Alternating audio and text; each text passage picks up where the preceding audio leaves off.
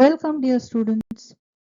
ये है B smart lesson का warming up and chit chat. Let us get started.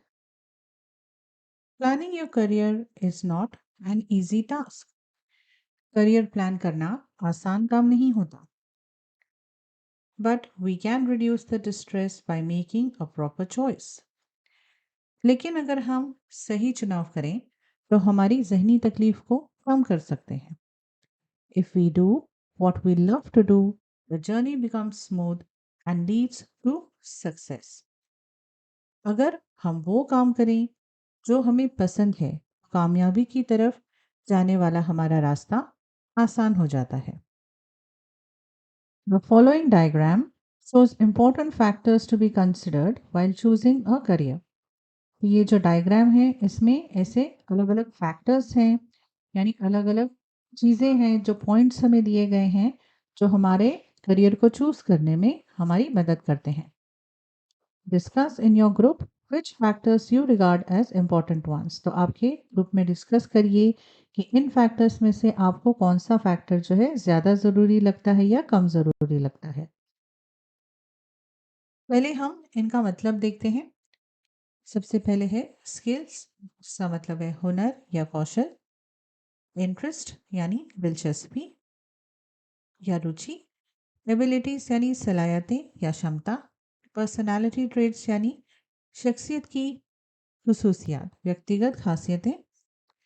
Demand मांग। Financial gains माली फवाइद, वित्तीय लाभ। फैमिली प्रोफेशन खानदानी पेशा, पारिवारिक पेशा। या फ्यूचर प्रॉस्पेक्ट्स की मुस्तकबिल के इसके अमकानात क्या हैं, भविष्य की संभावनाएं क्या हैं। स्किल्स क्या होती हैं? स्किल्स यानी हुनर, वो होता है जो हमारे अंदर पहले से नहीं होता, हम इसे सीखते हैं, हासिल करते हैं। जैसे जो हम हमारे कॉलेज से सीखते हैं, यानी स्पेशल क्लासेस लगाकर सीखते हैं, जैसे कंप्यूटर स्किल्स, ड्राइंग स्किल्स या मेहंदी लगाना। ये सारी जो स्किल्स हैं, हम मेहनत करके इसमें महारत हासिल करते हैं, तभी ये हमारे स्किल्स बनते हैं। एबिलिटीज क्या होती है?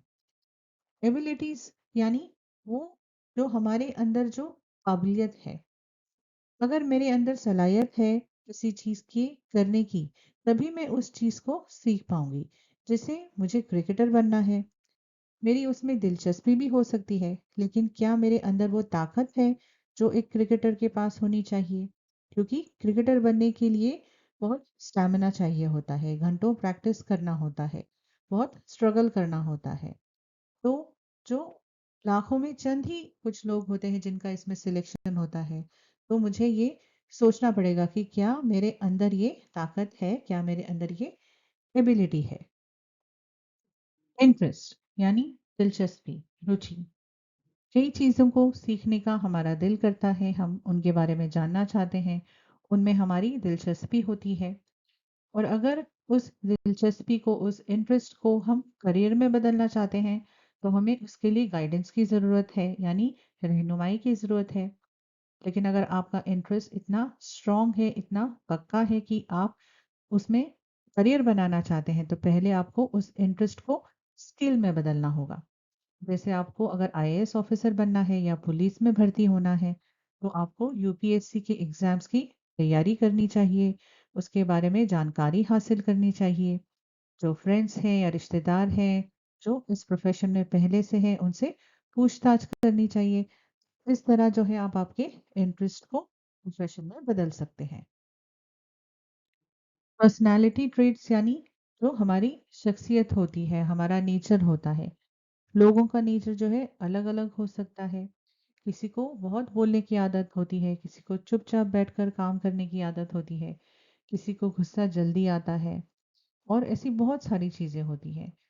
जैसे अगर आपको टीचर बनना है, तो आपके पास वो स्किल होनी चाहिए, पहले तो कि आपको एग्जाम्स क्लियर करना है, और आपके पास वो एबिलिटी होनी चाहिए और इंटरेस्ट होना चाहिए कि आपको एजुकेशन में के फील्ड में जाना है। लेकिन अगर आपको बहुत जल्दी गुस्सा आ जाता है, या फिर आप में जो है सब्र की कमी है, तो ये सारी जो है आपकी पर्सनालिटी ट्रेट्स हैं। तो अगर इस तरीके की आपकी पर्सनालिटी ट्रेट है, तो क्या आप बच्चों के साथ डील कर पाएँगे? बच्चों के साथ जो काम करने की कोई भी प्रोफ़ेशंस होते हैं तो उसमें जो पर्सनैलिटी है वो बहुत पेशेंस वाली होनी चाहिए, सब्र वाली होनी चाहिए। तो ये सारी चीज़ें भी हैं जो हमें कंसिडर करनी होती है। या फिर जैसे अगर आपको मिलिट्री में भर्ती होना है, लेकिन आपका मिज़ाज जो है वो बहुत नर्म है, तो क्या आप मिलिट्री में जो कड़ी प्रैक्टिस वग़ैरह करनी पड़ती है, क्या आप वो झेल पाएँगे? तो ये सारी चीज़ें जो हैं, ये आपको उनकी पर्सनैलिटी ट्रेट से आपको अंदाज़ा मिलेगा कि आपको जो करियर है वो कैसे चूज़ करना चाहिए। डिमांड, फाइनेंशियल गेन्स और फ्यूचर प्रॉस्पेक्ट्स, ये तीनों जो हैं मिलते-जुलते हैं। हम जब कोई जॉब करने की सोचते हैं तो ज़्यादातर लोग ये सोचकर ही अपना करियर चूज करते हैं कि पैसा किसमें ज़्यादा मिलेगा। हालांकि ये सही तरीका नहीं है। बहरहाल, जॉब की डिमांड जितनी ज़्यादा होती है उतनी ही आपकी जॉब की अपॉर्चुनिटी हासिल होती है। और अक्सर जिस जॉब की ज़्यादा डिमांड होती है उसमें पैसा भी अच्छा खासा मिलता है। फ्यूचर प्रॉस्पेक्ट्स यानी आगे चलकर आपको उसमें क्या फायदा हो सकता है, यानी माली फायदा भी हो सकता है या सहनी भी हो सकता है। जैसे किसी ने इंजीनियरिंग की है, वो अगर चाहे तो अच्छे पैसे कमाना चाहता है तो वो किसी भी कंपनी में जॉब कर सकता है। लेकिन उसे कुछ साल काम करने के बाद आगे क्या करना है? क्या उसे और पैसे कमाने हैं, उसे किसी खास पोजीशन में पहुंचना है, या फिर उसे सिर्फ प्रोग्रामिंग में ही रहना है? तो ये सारी चीज़ें जो है उसे फ्यूचर के लिए सोचनी चाहिए। या अगर कोई टीचर है, वो अपने फ्यूचर में आगे क्या करना चाहेंगे? क्या वो सिर्फ टीचिंग में दिलचस्पी रखते हैं या फिर वो आगे चलकर प्रिंसिपल बनना चाहते हैं? यानी शायद उन्हें खुद अपनी स्कूल खोलनी होगी। तो क्या उसके लिए ये सारे दरवाजे खुले होंगे? फैमिली बिजनेस, खानदानी पेशा, कई फैमिलीज होती हैं जिनके घरों में कई पीढ़ियों से एक ही बिजनेस चलाया जा रहा है, या किसी एक करियर को ही ज्यादा इम्पोर्टेंस दी जाती है। जैसे एक घर में सिर्फ टीचर हैं या वकील हैं। और खासकर जहाँ बिजनेस होता है वहाँ बचपन से ही बच्चों को बताया जाता है कि बड़े होकर उन्हें वो कारोबार संभालना है। लेकिन आजकल इस जमाने में बहुत सारी अपॉर्चुनिटीज हैं।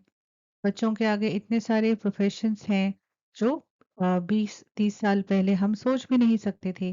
खासकर इंटरनेट के आने के बाद अगर बच्चे अपने दिल से कारोबार संभालना चाहते हैं तो अच्छी बात है।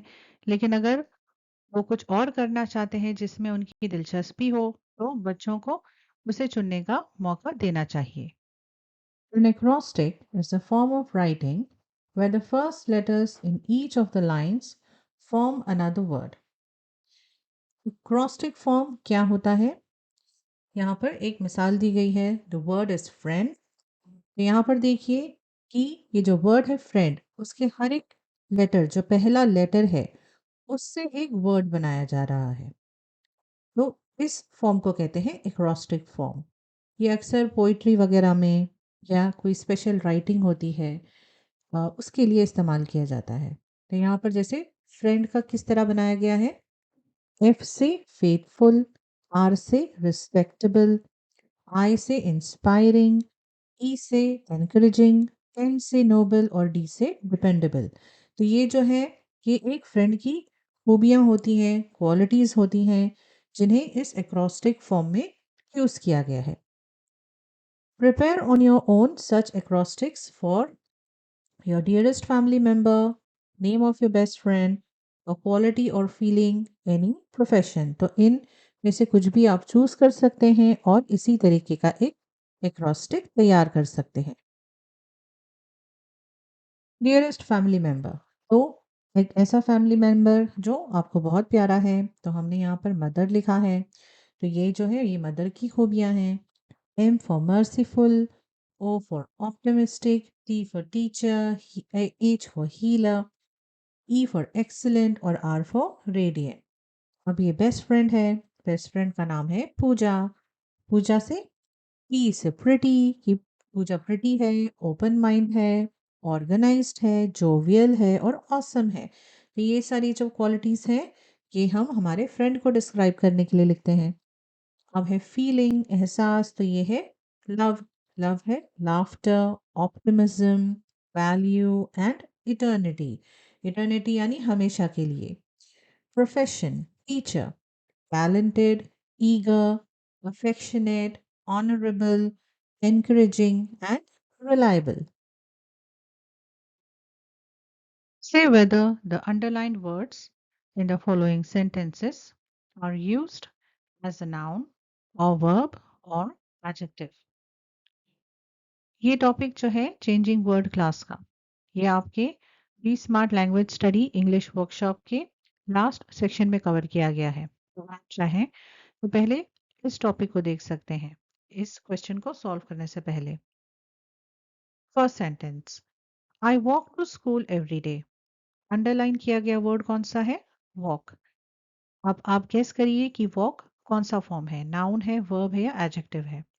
मैं स्कूल रोज चलकर जाती हूँ, तो यहाँ पर वॉक जो है वो किस चीज का काम कर रहा है? वर्ब का। कि वर्ब क्या होता है? एक्शन का वर्ड होता है। तो यहाँ पर जो वॉक है वो एक्शन बता रहा है कि मैं रोज स्कूल चलकर जाती हूँ।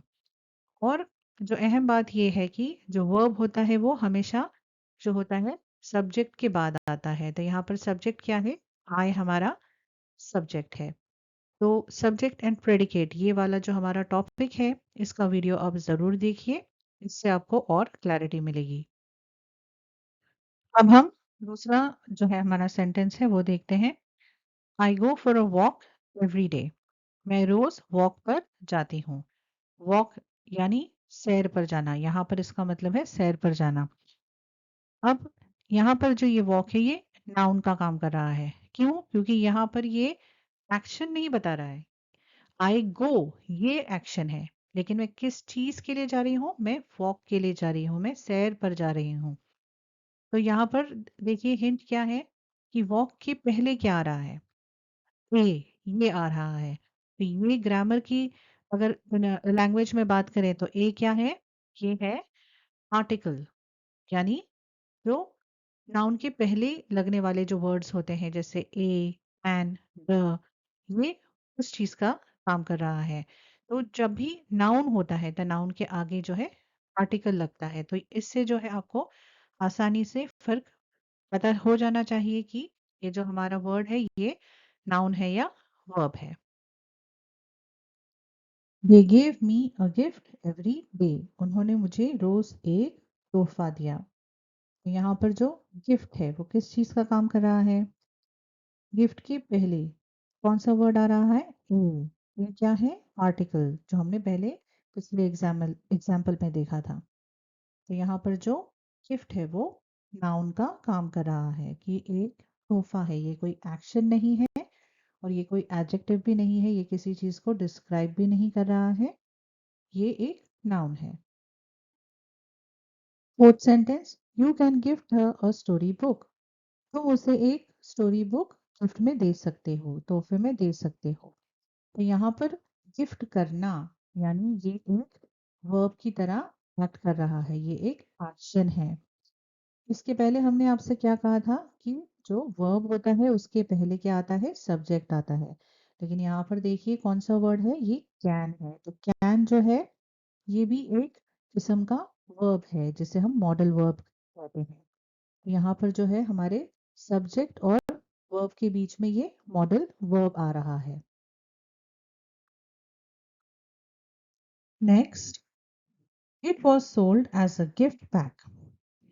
अब यहाँ पर जो हमारा वर्ड है वो कौन सा है? गिफ्ट। अब गिफ्ट के पहले क्या है? अ, जो कि आर्टिकल है। तो क्या गिफ्ट हमारा नाउन है? अगर आप नोटिस करें तो गिफ्ट के बाद भी एक और वर्ड है, पैक। तो यहाँ पर जो गिफ्ट है वो क्या कर रहा है? वो पैक के बारे में ज्यादा जानकारी दे रहा है हमें। यानी कि गिफ्ट यहाँ पे एक एडजेक्टिव का काम कर रहा है। तो एडजेक्टिव क्या होता है? जो नाउन की खूबियां बताता है या नाउन के बारे में हमें ज्यादा जानकारी देता है। तो ये बता रहा है कि ये जो पैकेट है ये गिफ्ट के लिए पैकेट बनाया गया है, कि ये जो पैकेट है ये गिफ्ट की तरह बेचा गया था। तो यहाँ पर इसलिए हमारा जवाब एडजेक्टिव है। अब हमारा जो नेक्स्ट है वो क्या है? They bought a new house on 10th Street. जो वर्ड है हमारा वो है न्यू। उससे पहले क्या आ रहा है? अ, एक आर्टिकल, और न्यू के बाद क्या है? हाउस। तो न्यू क्या बता रहा है हमें? हाउस के बारे में जानकारी दे रहा है, उसकी खूबियां बता रहा है कि ये हाउस नया है, उन्होंने एक नया घर 10th स्ट्रीट पर खरीदा। तो ये क्या हुआ? ये भी हुआ एडजेक्टिव।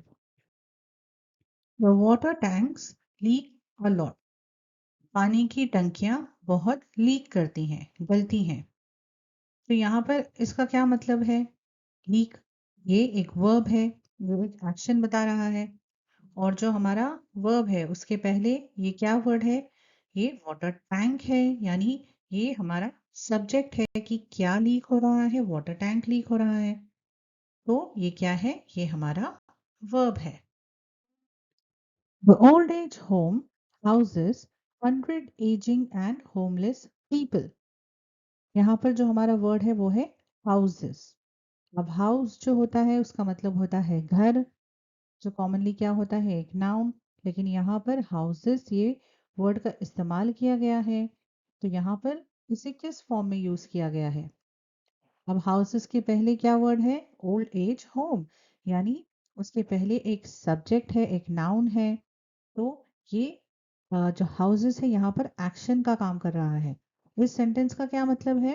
कि ओल्ड एज एज होम में 100 बूढ़े और जो होमलेस लोग हैं, यानी जिनके घर नहीं होते हैं, उन्हें बसाया गया है, या वो यहाँ रहते हैं। तो यहाँ पर हाउसेस का मतलब वो है। तो यहाँ पर हाउसेस जो है वो एक्शन का काम कर रहा है, लोगों को वहां पर जो है सहारा देने का जो एक्शन है, जो उन्हें घर देने का एक्शन है, वो बता रहा है।